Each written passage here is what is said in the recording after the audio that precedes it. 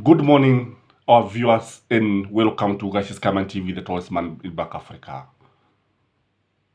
The post-Maandamano, post-mass action is here with us. 9 people dead, many people injured, hundreds of people hospitalized, and destruction of property, burning of vehicles, police and government offices, national flag, name it. Yesterday was a day of violence in Kenya. But the big question that many Kenyans and international community is asking, why is William Samoei Ruto using violence? Kwa nini serikali ya William Samoei Ruto ikaamua kutumia fujo?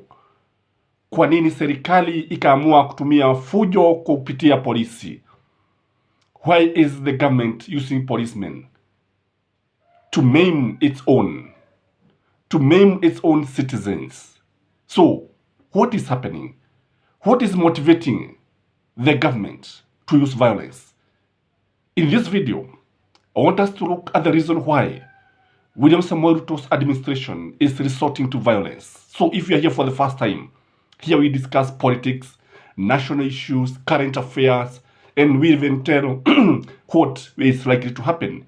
We analyze politics without fear of contradiction. The first reason why the government is resorting to violence is because of fear of Raila Amolo Odinga. There is Raila phobia. Kwa sababu serikali hii inaogopa sana Raila Amolo Odinga. Successive governments have always have this problem. The only person who was a bit comfortable working with Raila Amolo Odinga is Mwai Kibaki. Though the Raila phobia is one that motivated the government to rig the elections in 2007. And it is the same thing that happens 2013 and 2017. So the fear of Raila Amolo Odinga, kwamba anaweza, he can easily outshine you. And that is what is happening, because when you look at the nation today, more than half of the counties are with Raila Amolo Odinga. 26 counties participated in the mass action, and the country has 47. You see now, William Samoei Ruto looks like the minority leader. That is the truth of the matter. The second reason why the government is resorting to violence is because of self-preservation. Any leader, any government that comes to power, the first business is self-preservation. Kule kuhakikisha kwamba wao wamebaki katika mamlakani. Unajua vizuri sana ni kwamba the fact that William Samoei Ruto did not win the elections, or the fact that uchaguzi ulikuwa na maswali mengi ambayo hakujibiwa, ni jambo ambalo huwa linamtia kiwewe, ni jambo ambalo hulitia serikali wasiwasi. Kila wakati they have to keep on looking over their shoulders, because a majority of Kenyans did not vote for William Samoei Ruto, and you only need to look at the distribution. So what we have is a minority government, a leader whose legitimacy is in question. So that is why the government is resorting to violence. Ni kama vile ambavyo unajaribu kumnyang'anya simba mnofu wa nyama, hawezi akatilia vizuri haraka. There must be struggle. That is the truth of the matter. Kwamba ni jambo ambalo tunaona likitokea kwa sababu the government want to preserve itself. The second reason is because of the fear of the intensity and the magnitude that would come without the police. What do you think if the policemen are not interfering with these demonstrations? Kusema kweli, kama hawajitokezi, kila mmoja angeweza kujitokeza. Kama polisi hawezi kuingilia haya maandamano, kama hawatajaribu kuingia kuona kile ambacho kinaendelea, kusema kweli, Wakenya wanaweza kujitokeza, wakubwa kwa wadogo. I can tell you, even people who are hospitalized, even people who are admitted in hospitals can come out to demonstrate against William Samoei Ruto due to the high cost of living. That is the truth of the matter. And to minimize the intensity, to minimize the effects of these mass actions, violence, force has to be used to stop this. So that is what we can deduce. Again, there is the issue of personality traits. When you look at William Samoei Ruto is a listless person. William Samoei Ruto is somebody, ukimtazama vizuri, is not somebody with a lot of confidence.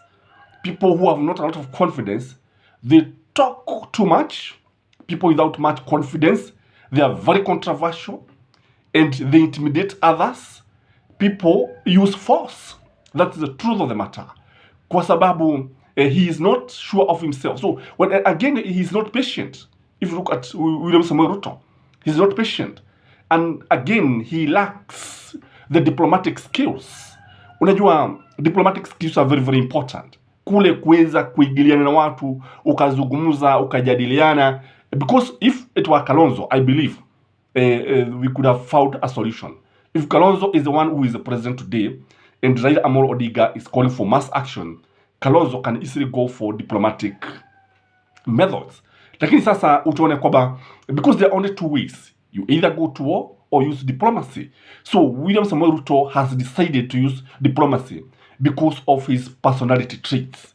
Again, when you look at the government, ukiangalia sana utaona kwamba inataka kuonyesha Azimio like a violent party. That is the truth of the matter. The government is very keen to show the world that Raila Amolo Odinga is violent. The government is very keen to show the world that Azimio is violent. And that is why the government is using goons. Indeed, if I may ask you, ni nani ambaye alikuwa anaua watu?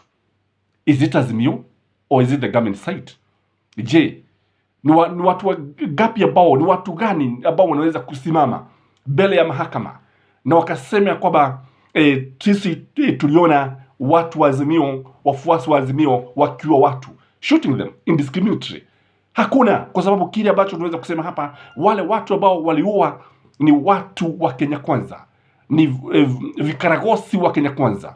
Wengi wakawa wametumwa pale. I believe I've said even those people who are destroying the roads, those people who are destroying properties, majority of them were sent by Kenya Kwanza.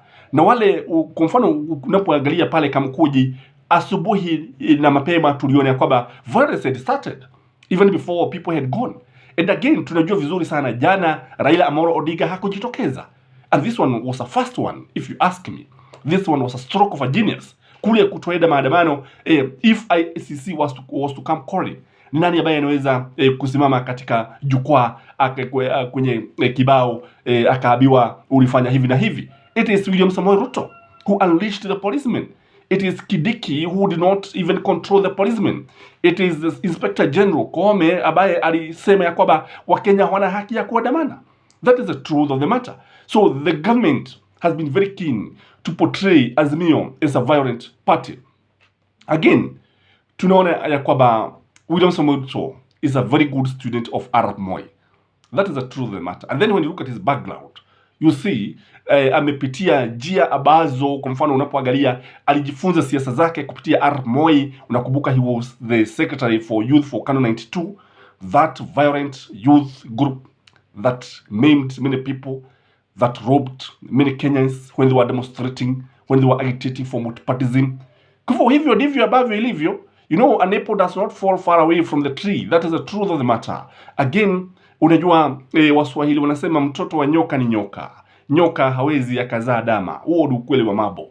And when you look at his background, when you look at his school, that is where he belongs.